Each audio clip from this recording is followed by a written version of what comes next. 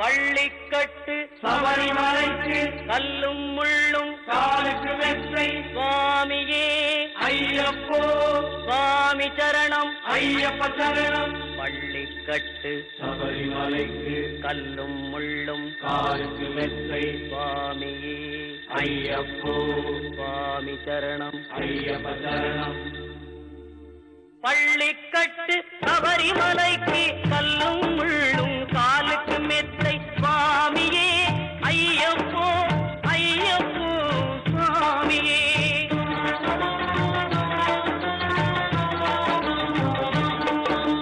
நெய்யபிஷேகம் சுவாமிக்கே கற்பூர தீபம் சுவாமிக்கே ஐயப்பன்மார்களும் கூறிக்கொண்டு ஐயனை நாடி சென்றிடுவார் சபரிமலைக்கு சென்றிடுவார் சுவாமியே ஐயப்போ ஐயப்போ சுவாமியே.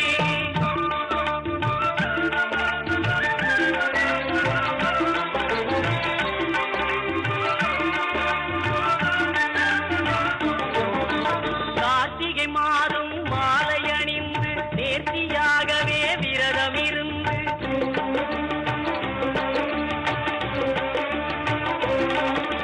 பார்த்த சாரதியின் மைந்தனே உன்னை பார்க்க வேண்டிய தவம் இருந்து பார்த்த சாரதியின் மைந்தனே உன்னை பார்க்க வேண்டிய தவம் இருந்து இருமுடி எடுத்து எருமேலி வந்து ஒரு மனதாகி பேட்டை துள்ளி அருமை நண்பரா பாவரை தொழுது ஐயனின் அருள்மலை ஏறிடுவார் சுவாமியே ஐயப்போ ஐயப்போ சுவாமியே.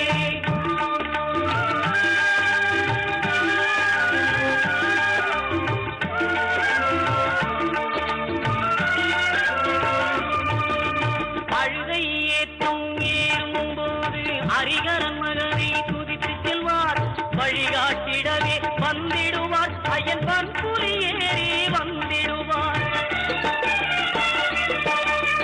கரிமலை ஏற்றும் கடினம் கடினம் கருணை கடலும் துணை வருவார் கரிமலை இறக்கம் வந்தவுடனே திருநெறி பம்பையை கண்டிடுவார் சுவாமியே ஐயப்போ ஐயப்போ சுவாமியே.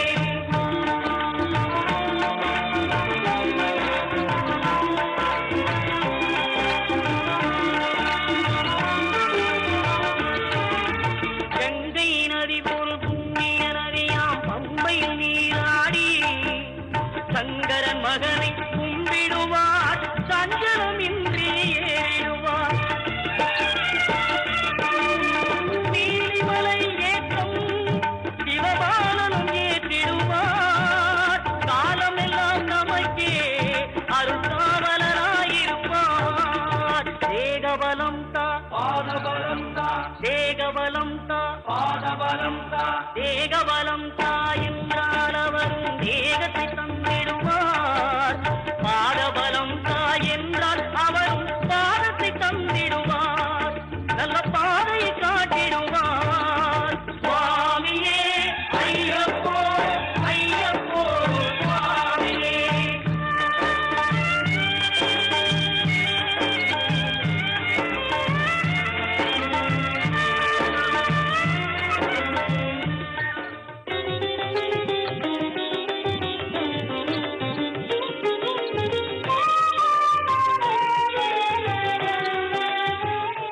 இன்றைய தினம் பரிகார ஸ்தலங்கள் பகுதியிலே நட்சத்திர கோவில்கள் பூச நட்சத்திரத்திற்கான கோவில்கள் இன்று முதல் ஆரம்பமாகிறது.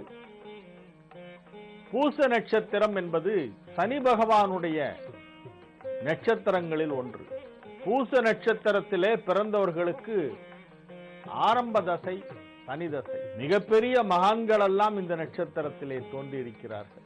கடக ராசியிலே முழுமையாக வருகின்ற நட்சத்திரங்களுள் பூசமும் ஒன்று.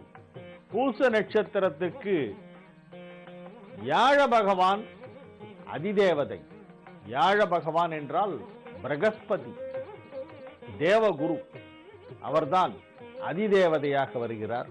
பிரத்யதி தேவதையாக வழிபாட்டுக்குரிய கடவுளாக விளங்குவது தட்சிணாமூர்த்தி. ஆகவே குருவின் அருள் நிறைந்த ஒரு நட்சத்திரமாக இந்த பூசம் விளங்குகின்றது.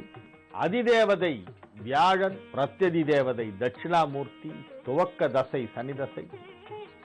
இந்த நட்சத்திரத்திற்கு உரிய மரம் அரச மரம். அரச மரம் என்னும் அந்த பெயரிலிருந்தே மரங்களுக்கெல்லாம் அரசனாக விளங்குவது அந்த மரம்தான் என்று நாம் புரிந்து கொள்ளலாம். பொதுவாக அரச மரம் இருக்கும் இடங்களிலெல்லாம் விநாயகரை வைப்பார்கள், நாகதேவதைகளை பிரதிஷ்டை செய்வார்கள். அரச மரத்தடி விநாயகர் என்பது பல இடங்களிலே இருக்கும். அந்த அரச மரத்தடி விநாயகரை இந்த பூச நட்சத்திரத்திலே பிறந்தவர்கள் அடிக்கடி வழிபட வேண்டும். எங்கு அரச மரத்தடியிலே பிள்ளையார் கோவில் இருக்கிறதோ அங்கு சென்று வழிபட வேண்டும். மரத்தை சுற்றி வலம் வருவது என்பது அரச மரத்திற்குத்தான் அதிக முக்கியத்துவம் அளிக்கப்படுகிறது.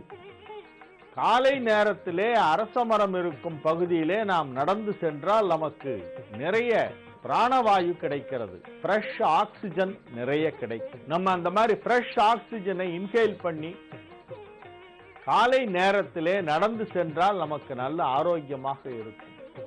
அரச மரங்கள் நிறைய இருந்தால் காற்று நிறைய கிடைக்கும். மரங்களிலேயே அதிக அளவிலான ஆக்சிஜனை வெளியிடுகின்றது அரச மரம் என்று நமது முன்னோர்கள் சொல்வார்கள். அந்த அரச மரம் தான் பூச நட்சத்திரத்திற்கு உரிய மரமாக விளங்குகின்றது. அரச மரம் தலவிருட்சமாக இருக்கின்ற கோயில்களுக்கு செல்லலாம்.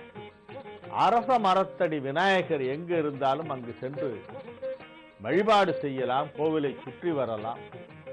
மரம் இருக்கும் இடத்திலே, அரச மரம் இருக்கும் இடத்திலே உள்ள கோவில்களை பெரும்பாலும் பகல் நேரத்தில் தான் சுற்றி வருவார்கள். அதிலும் காலை நேரத்திலே வழிபாடு செய்தால் நல்லது. அரச மரம் தலவிருட்சமாக இருக்கக்கூடிய கோவில்கள் ஏராளமாக இருக்கின்றன. அரச மரத்திற்கு முக்கியத்துவம் அளிக்கின்ற கோவில்கள், அந்த கோவிலின் தலபுராணத்தோடு அரச மரம் தொடர்புடையதாக இருக்கும் கோவில்கள் என்று பார்த்தால் சற்றேறக்குறைய 20க்கும் மேற்பட்ட கோவில்கள் கிடைத்தன.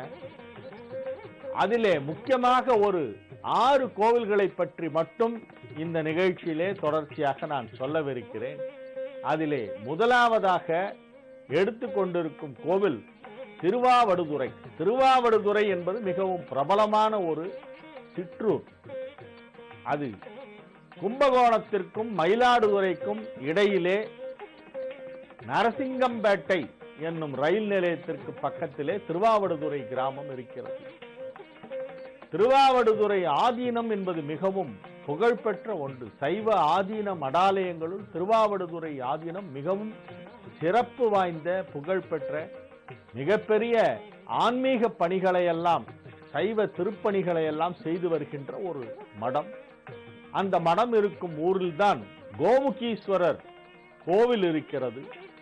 அந்த கோமுக்தீஸ்வரர் கோவில் அரச மரத்தை தலவிருட்சமாக கொண்ட கோவில். பூச நட்சத்திரக்காரர்கள் வழிபட வேண்டிய ஒரு முக்கியமான கோவில்.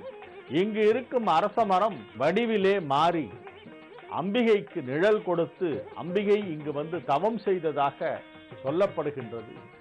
ஆகவே இந்த அரச மரம் மிகவும் சிறப்பு வாய்ந்த ஒரு தலவிருட்சமாக கருதப்படுகிறது. இந்த திருவாவடுதுறைக்கு பல பெயர்கள் உள்ளன.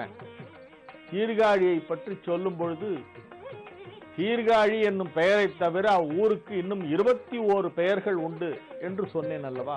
அதை போல திருவாவடுதுறைக்கு திருவாவடுதுறை என்னும் அந்த ஒரு பெயரை தவிர இன்னும் 11 பெயர்கள், சிறப்பு பெயர்கள் உள்ளன. அவை கோமுக்தி நகர், அரசவனம், முக்தி கஷேத்திரம், பிரம்மபுரம், கோகழி, சிவபுரம், அகஸ்தியபுரம், தர்மநகர், கஜாரண்யம், நவகோடி சித்திபுரம், நந்தி நகர் என பல்வேறு பெயர்கள் உள்ளன.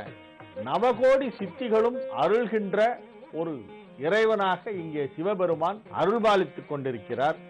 இங்கு இறைவனுக்கு கோமுக்தீஸ்வரர் என்னும் திருநாமமும், அம்பிகைக்கு அசுல்யகுஜாம்பாள் என்னும் திருநாமமும் வழங்கப்படுகிறது.